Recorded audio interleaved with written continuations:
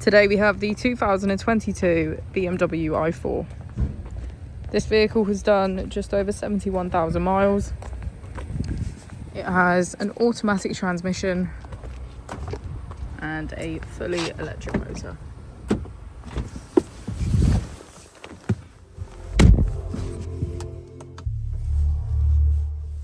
To the left of our steering wheel, we have cruise control as a feature, and on the right we have hands-free calling, voice control, automatic wipers and automatic headlights. Moving on to our screen, we can access media, smartphone integration, map and navigation.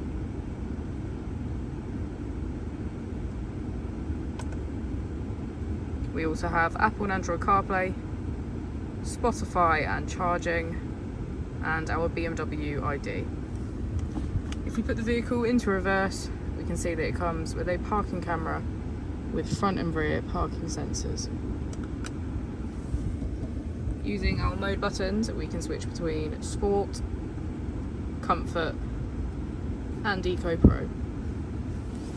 As we go into the back of the vehicle, we can see that it has a full leather black interior.